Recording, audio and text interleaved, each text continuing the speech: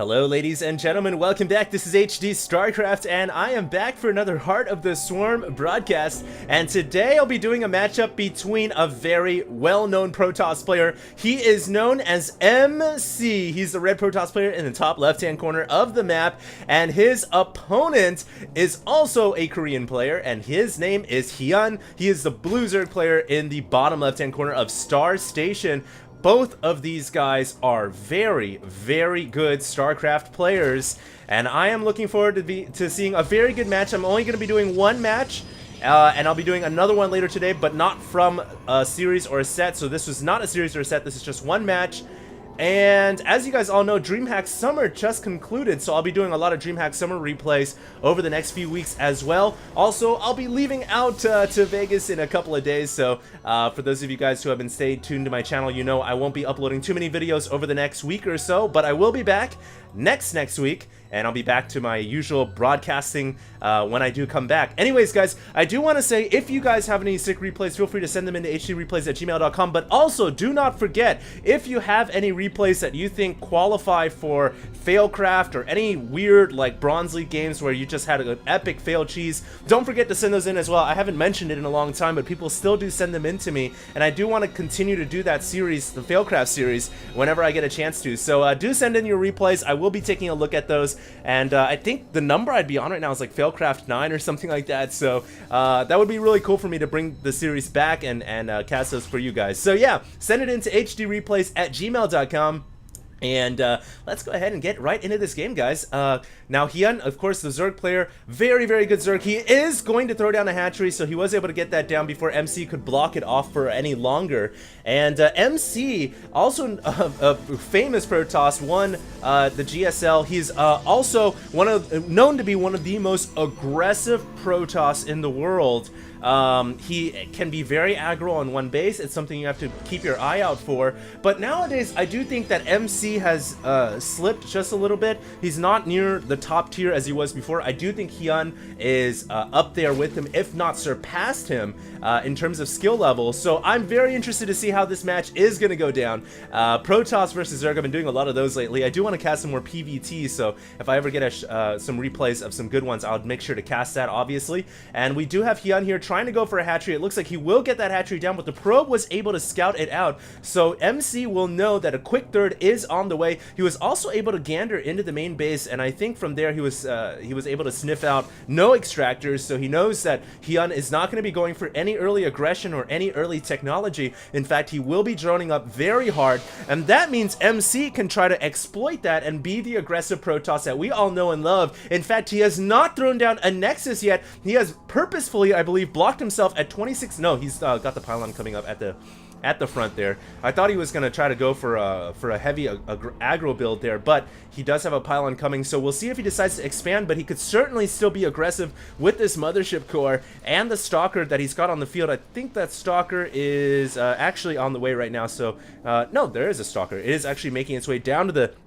bottom left-hand corner as we speak, and we'll see if MC can get any damage done. Now, without the early Zealot, it's actually pretty hard for Protoss to inflict early casualties on Zerg. Usually you need that Zealot to tank the Queen and to tank the Zerglings, but in fact, it looks like those Zerglings from HyuN decided to just run right on by. Now remember, these actually more Zerglings are running right on by, and so HyuN here not even bothering to save this hatchery. Instead, he's going to go for a complete counterattack, sideswiping the Mothership Core and the Stalker, and it makes sense. I mean, he cannot take down the Mothership Core without the assistance of anti-air, so he's got to wait for the Queens to come out, and two Queens should be able to get the job done with a couple of Zerglings as well. I like what HyuN's doing, and meanwhile, he's gotten a run by in front of MC's natural expansion. He is going to get that sentry surrounded, one force field coming out to save it, but it won't be enough. The sentry will go down. Meanwhile, it looks like the Queens, not sure where they went. They stayed on the creep, and the Mothership Core and the Stalker were warped back home for emergency saving purposes.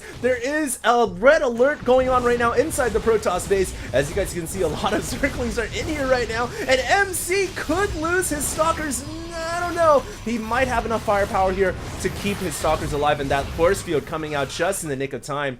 Looks like it was the sentry back here regenerating energy, but meanwhile more Zerglings come in, and the gas has been extracted for HyuN. He is researching metabolic boost. Very soon he is going to have Zergling speed, and a lot of Zerglings coming out here for Quantic HyuN, who is going to get the surround on these sentries and the probes. He is going to get a lot of probe kills here. 3 probes have gone down already. But was it worth it for that many Zerglings? It's questionable at this moment. When he really only killed off a few probes, I suppose, and he did some damage on the shields of these units. Meanwhile, he is still trying to continue flooding in with more Zerglings, but I think now the Protoss units have basically put themselves in there as a stopgap measure, as a wedge, to prevent the Zerglings from being able to get right back into the natural expansion again. And this time around, even though HyuN has Zergling speed, I don't think he can really commit to an attack. Too risky. The Mothership Core will be brought out in order to scout to see, are there Banelings coming out here? Are there more Zerglings coming? Because at this moment, he really doesn't know how many bases HyuN has, how many Zerglings are coming for him, are there Banelings coming for him, do I need to hunker down and play a defensive game? So this Mothership Core is absolutely vital for the Protoss. And right now, it looks like HyuN, you know, with the great Zergling attack, is now starting to fall back into macro mode. He still has a handful of Zerglings on the map that were produced after the fact, and they won't actually be able to get any damage done at this point, but they will allow HyuN to control the Xel'Naga towers and get good vision as to when MC is going to make his push, and that is very important. As I said before, against a player like MC, you have to be careful and wary about gateway attacks. He's very good about that, and we do have a Stargate actually coming up right now, so MC is going to look to bolster his ground army with a little bit of aerial support, most likely going to be in the form of Void Rays. We may see Tempest as not Tempest, but Phoenix as well. Oracles are pretty unlikely at this stage, but there is a couple of hallucinated Phoenix actually making their way out to the bottom left-hand corner of the map as we speak. There is a Roach Warren and a robotics facility on the way. These Phoenixes will see the Roach Warren, and they will see the lair coming up as well. Nothing too crazy, to be quite honest with you guys. You would expect to see a Zerg player getting those buildings around this moment in the game, and from there MC can kind of say, alright, there's no Baneling Nest, there's no Nidus or a quick lair, so I can probably go ahead and safely push out and grab my next expansion. And you guys can see right now, MC is doing exactly that, making his way out into the middle with his sentries and his stalkers, and he is going to try to throw a pylon up. Meanwhile, though, the Zerglings from HyuN trying to get another run by in, but MC has wisely blocked it off with a Zealot, and he is actually going to force field these Zerglings in as well, using some of his energy to guarantee a kill on that squad of Zerglings. So a nice play by MC, and it looks like he is going to get this Nexus down undeterred. HyuN will now need to think about his next move. The ball is in his court now. He can certainly make an attack with the Roaches he's got. He's actually getting Glial Reconstitution, which is Roach speed, and he's getting Burrow. Could certainly make something fancy happen here at this front door. On this map, you can also expand away towards the 6 o'clock if you are Zerg, and that is typically where you want to go. You want to go away from the Protoss and the Terrans. You don't want to ever expand towards them. And MC right now wisely adding on the robotics support bay, which is good because he's got a 3rd base now. He's got the 5th and 6th gas. You can afford Colossus, and Colossus are so good against Zerg. I mean, they're good against Terran too, but they devastate Zerg ground units. So I think it's a good idea overall to go ahead and start producing Colossus as soon as he can. He is also making Void Rays, in fact, out of that Stargate. So we are going to be seeing the Protoss Death Ball that is so prevalent now in PvZ. It's really a combination of Colossus, ground units, Void Rays. It's a return to the old school style of playing PvZ, but also towards the late game you can start to add in some Tempests and Carriers if you so choose to. With the Fleet Beacon. So very, very strong, powerful strategy, hard for most Zergs to deal with. I have seen HyuN use Swarm Host very effectively against late game Protoss, but it looks like this game he is going to stick more to Quick Hive, and we may see Roach Hydra Viper as the Phoenixes now begin to fly in and get a bit of a scouting info into the Zerg bases. More information, but they do see that Hydralistan, I believe. We'll see if MC saw it. No, he did not see the Hydralistan in the background, but I think, you know, as Protoss, you're going to be dealing with two things. You're going to be dealing with either Swarm Host late game or you're going to be dealing with Hydra, Roach, Viper. Ultralists are also possible as well, Ultra Zergling, but a little less common, I think, against Protoss. So one of the three above options are what MC is going to be dealing with, and because he scouted the Roach Warren and he didn't see like infestors or any large amount of Zerglings with his Phoenix, I think he can deduce that with the Roaches there must come Hydras, and with that he is going to be very smart here to get extended thermal lance, and he's adding on Stargates as well. Which is interesting. Usually against Roach, Hydra, Viper, you don't want to go too heavy into Stargate early on because of the prevalence of Hydralisks, but having said that, carriers are still... they are such a good unit. We'll see if he adds in Fleet Beacon, because carriers can rip apart Hydras when played correctly. Right now, HyuN is at 184 supply compared to 151. Not too many workers have gone down this game, nor have too many units. Really, there was a little bit of aggro in the beginning, but now things have settled down as the two Korean Protosses are now on 3 bases and 4 bases respectively. And yes, we do have Vipers being added in right now. So HyuN will be going with Roach, Hydra, Viper. And MC will need to have a well-rounded Protoss army in order to deal with this. Another way to combat Vipers is to include High Templar in your army as well, because with High Templars you can actually feed back the Vipers as they get closer and closer. So that's another pretty good strategy for MC. Here comes some more Phoenixes for the Protoss player. He is going to try to get a scout into the Zerg main once again. There is an Ultralisk Cavern on the way, in fact. Didn't expect to see that, but it's always nice to have options at your disposal. And so these Phoenixes shooting the Vipers whenever they can. Getting a couple of fun pot shots off, but of course they don't actually do any damage as they are hallucinations. Here comes HyuN though with his ground army, very big ground army. Currently only has +1 weapons though, but the same holds true for the Protoss army. Here comes the Roaches, Hydras, and Zerglings. Where is the Colossus fleet? They are going to come back here. Will they be able to save this Nexus in time? Unlikely, I think. But we'll see, as here comes the Vipers. They are going to abduct the Colossus and put them out of position right in the confines of the Roaches and Hydralisks. MC immediately pulling them back. The Void Rays charging up Prismatic Alignment. Meanwhile, the Nexus taking a beating from the Zerglings and the Roaches. The Nexus is going to go down.